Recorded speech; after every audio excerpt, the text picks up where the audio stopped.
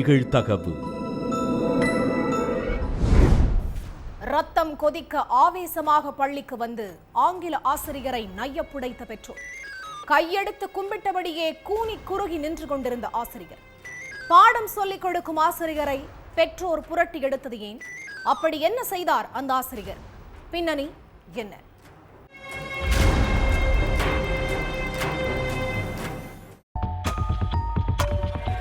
பொம்பளை பிள்ளைங்க ஸ்கூல் காலேஜ்னு போய் படிச்சாதான் அவங்களுக்கும் 4 விஷயம் தெரியும்.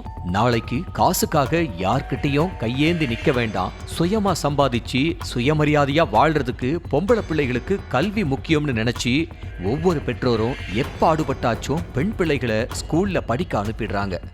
வீட்டை ஒட்டி இருக்கிற கடைக்கு கூட பெண் பிள்ளைகளை தனியா அனுப்பாத பெற்றோர் பாட சொல்லி கொடுக்கிற ஆசிரியர்களை நம்பி மட்டும்தான் ஸ்கூலுக்கும் காலேஜுக்கும் பிள்ளைகளை தனியா அனுப்புறாங்க.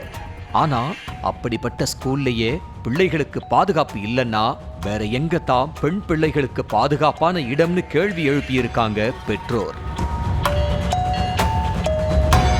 சிவகங்கை புதூர் பக்கத்துல உள்ள கட்டுக்குடிப்பட்டிங்கிற கிராமத்துல அரசு மேல்நிலை பள்ளி செயல்பட்டு வருது. இந்த ஸ்கூல்ல ஆரோக்கியசாமிங்கிறவரு இங்கிலீஷ் டீச்சரா வேலை பார்த்துட்டு இருக்காரு. இவரு அந்த ஸ்கூல்ல படிக்கிற மாணவிகள், அதுவும் குறிப்பா 6, 7ஆம் வகுப்பு கிளாஸ் ரூமுக்கு போகும்போதெல்லாம் அங்க உள்ள மாணவிகளோட கையை தொடுறது, கன்னத்தை தொடுறதுன்னு அத்துமீறி நடந்ததா சொல்லப்படுது. 11 வயசு சிறுமிங்க அப்படிங்கிறதுனால ஆசிரியர் எந்த எண்ணத்துல தொடுறாருங்கிறத அவங்களால சரியா புரிஞ்சிக்க முடியாம இருந்திருக்கு. ஆனா நாளாக அந்த ஆசிரியரோட பேச்சும் எல்லை மீறி போயிருக்கு.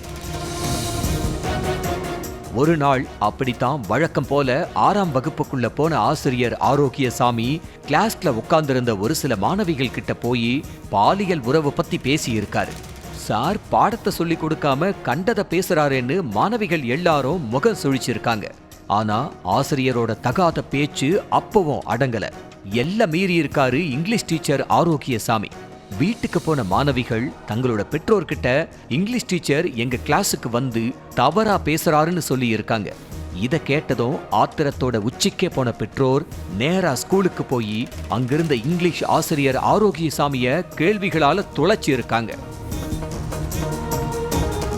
வாங்கின அடியில வலி தாங்க முடியாம சட்டையெல்லாம் கிழிஞ்சி கூனி குறுகி நின்னுக்கிட்டு இருந்த ஆசிரியரை பெற்றோர் போலீஸ் கிட்ட ஒப்படைச்சிருக்காங்க.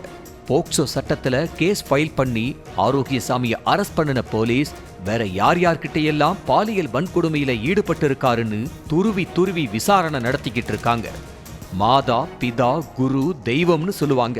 தாய் தந்தைக்கு அப்புறம் வாழ்க்கையில முக்கியமான ஆளுன்னா அது ஆசிரியர் தான். ஏன்னா வெறும் கல்ல சிலையா மாத்துற மாதிரி ஒரு சாதாரண மாணவனை சமூகத்துல உயர்ந்த மனுஷனா உருவாக்குறதுல முக்கிய பங்கு ஒரு ஆசிரியருக்கு தான் இருக்கு. அப்படிப்பட்ட ஆசிரியரே தான் கிட்ட படிக்கிற மாணவிகளுக்கு பாலியல் தொல்லை கொடுத்தது கொந்தளிப்பை தான் ஏற்படுத்தி இருக்கு. அது மட்டும் இல்லாம ஆரோக்கியசாமிய கூண்டலை ஏத்தி மிக கடுமையான தண்டனை கொடுக்கணுங்கிறது தான் எல்லோரோட கோரிக்கையாவும் இருக்கு. ஆரோக்கியசாமியோட சுயரூபம் தெரிஞ்சதுக்கு அப்புறம் பள்ளி நிர்வாகம் அவரை பணியிடை நீக்கம் செஞ்சு உத்தரவிட்டிருக்காங்க.